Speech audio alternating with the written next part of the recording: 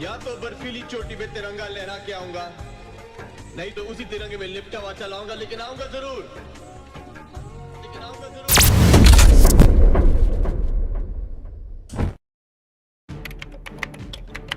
अगर मेरे फर्ज की राह में मौत भी रोड़ा बनी तो मैं कसम खाता हूं कि मैं मौत को भी मार दूंगा। ये शब्द थे उस वीर योद्धा के जिसने मुल्क के लिए अपनी जान की बाजी लगा दी। 3 जुलाई 1999 यानी आज से 19 साल पहले भारतीय सेना के एक युवा अधिकारी ने बहादुरी की वो इबारत लिखी थी जिसे याद करके आज भी हर भारतीय का सीना फक्र से चौड़ा हो जाता है। इस शख्स का नाम था मनोज कुमार पांडे। ये सिर्फ 24 साल की उम्र में ही देश के लिए अपने प्राण न्यौछावर कर गए, लेकिन अपनी शहादत से पहले वो करगिल जंग की जीत की बुनियाद रख चुके थे। कारगिल युद्ध में असीम वीरता का प्रदर्शन करने के कारण कैप्टन मनोज को भारत का सर्वोच्च वीरता पदक परमवीर चक्र मरणोपरांत प्रदान किया गया। मां ने मातृत्व के मोह में एक बार मनोज पांडे से कह दिया था कि जब लड़ाई हुई तो तुम आगे मत जाना, अपने जवानों को आगे भेज देना। तब सुनिए उन्होंने कितने प्यार से क्या जवाब दिया। तुम अफसर हो, जब लड़ाई कहीं कुछ होगा तो तुम पीछे रहना, अपने जवानों को आगे भेजना। तो कहने लगे मम्मी जहाँ पर जैसे हम और आप होंगे तो जहाँ कोई मुसीबत होगी तो आप आगे जाओगी कि हमको आगे कर दोगी। तो हमने कहा नहीं हम जाएंगे। तो कहे वो जवान जो मेरे बच्चे की तरह हैं और जब लड़ाई होगी तो हम आगे रहेंगे, अपने बच्चों को आगे क्यों भेजेंगे। तब मेरी समझ में आया इनको देशभक्ति के लिए और अपने जूनियर के लिए कितना प्रेम है। आज हम हिंदी काउंटडाउन की इस वीडियो में आपको बताएंगे इस वीर योद्धा के बारे में कुछ रोचक बातें जो हर भारतीय को पता होनी चाहिए। और मुझे पूरा यकीन है कि इनके बारे में जानने के बाद आपको गर्व होगा कि आप ऐसे देश में रहते हैं जहां पर ऐसे ऐसे वीरों ने जन्म लिया है। लेकिन शुरू करने से पहले जो नए दर्शक हैं वो हमारे चैनल हिंदी काउंटडाउन को सब्सक्राइब जरूर करें और बगल में दी गई घंटी को जरूर दबाएं ताकि आगे आप देख सकें हमारे वीडियो सबसे पहले। मनोज कुमार पांडे का जन्म 25 जून 1975 उत्तर प्रदेश के सीतापुर जिले के रुधा गांव में हुआ था। मनोज का गांव नेपाल की सीमा के पास था। वो अपने पिता गोपीचंद पांडे व मां मोहिनी के साथ इसी घर में रहा करते थे। पिता परिवार का पेट पालने के लिए लखनऊ के हसनगंज में एक मामूली सी पान की दुकान चलाते थे।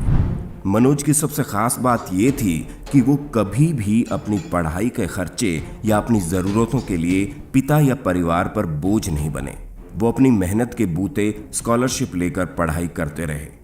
मनोज की शिक्षा सैनिक स्कूल लखनऊ में हुई और वहीं से उनमें अनुशासन, देश प्रेम और साहस की भावना पैदा हुई जो उन्हें सम्मान की ऊंचाई तक ले गई।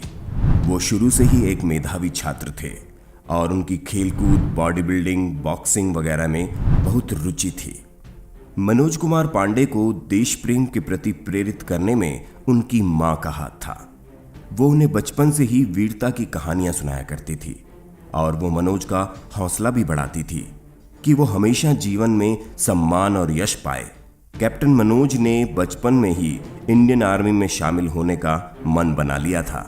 इसीलिए इंटरमीडिएट की पढ़ाई पूरी करने के बाद मनोज ने प्रतियोगिता में सफल होने के पश्चात पुणे के पास खड़क वासला स्थित राष्ट्रीय रक्षा अकादमी यानी एनडीए में दाखिला लिया।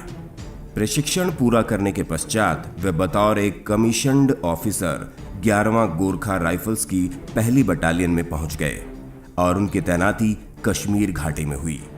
भारतीय आर्मी के chief of staff general Sam Manekshaw ने एक बार कहा था, यदि कोई कहता है कि मुझे मौत से डर नहीं लगता है, वो या तो झूठ बोल रहा है या गोरखा है। कश्मीर घाटी में तैनाती के दौरान एक बार मनोज को एक टुकड़ी लेकर गश्त के लिए भेजा गया। उनको लौटने में बहुत देर हो गई। इससे सबको चिंता हुई।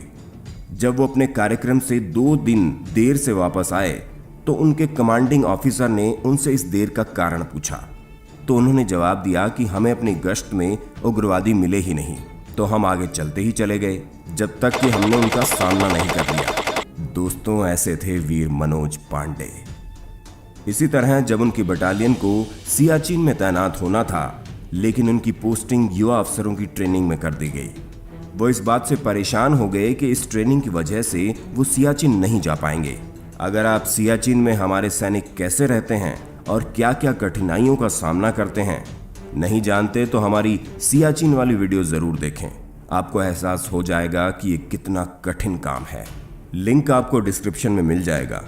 जब इस टुकड़ी को कठिनाई भरे काम को अंजाम देने का मौका आया, तो मनोज ने अपने कमांडिंग ऑफिसर को लिखा कि अगर उनकी टुकड़ी उत्तरी ग्लेशियर की ओर जा रही हो तो उन्हें बाना चौकी दी जाए, और अगर कूच सेंट्रल ग्लेशियर की ओर हो तो उन्हें पहलवान चौकी मिले।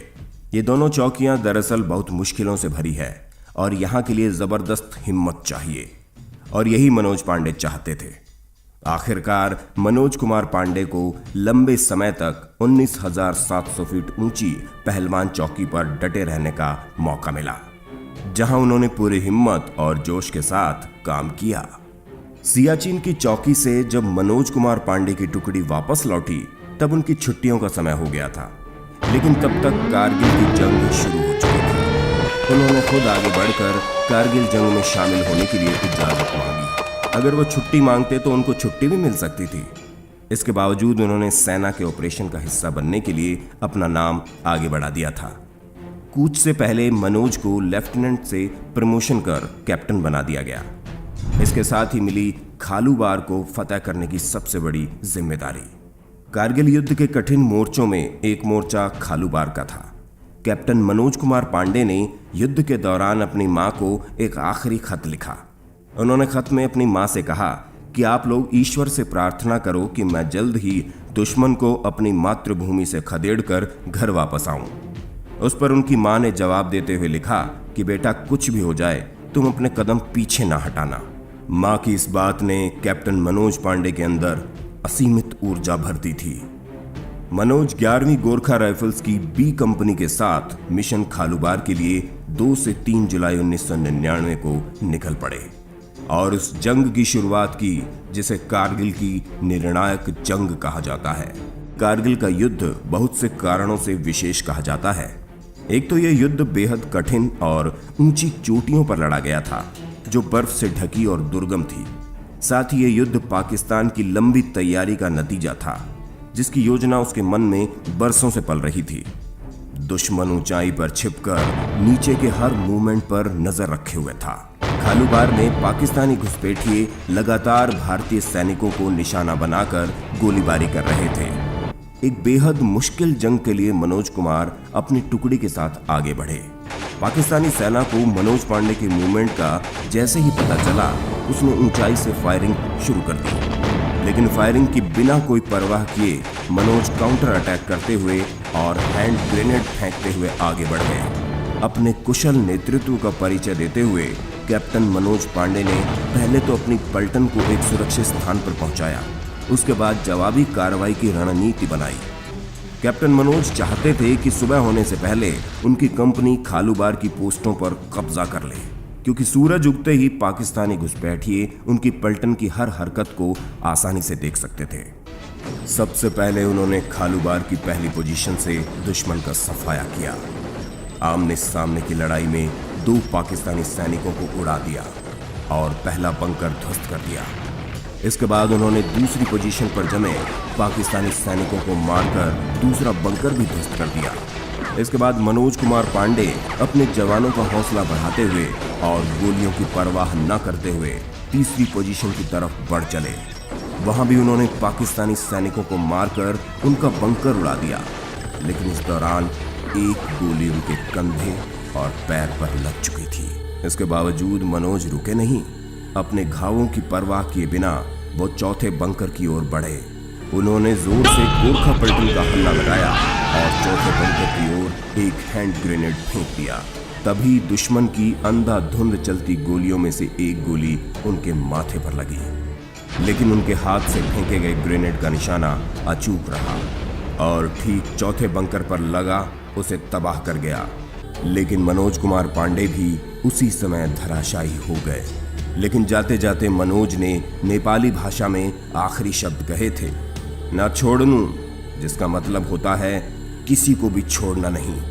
मनोज के आखिरी शब्दों ने गोरखा जवानों को इतना उत्तेजित कर दिया था कि सभी खुखरी निकालकर पूरी दृढ़ता और बहादुरी से बचे हुए दुश्मन पर टूट पड़े थे और वहां मारकाट मचा दी।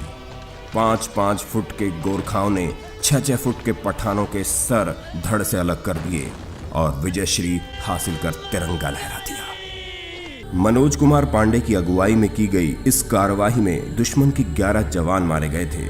उसके साथ ही हथियारों और गोलियों का बड़ा जखीरा भी मनोज की टुकड़ी के कब्जे में आ गया। उसमें एक एयर डिफेंस गन भी थी।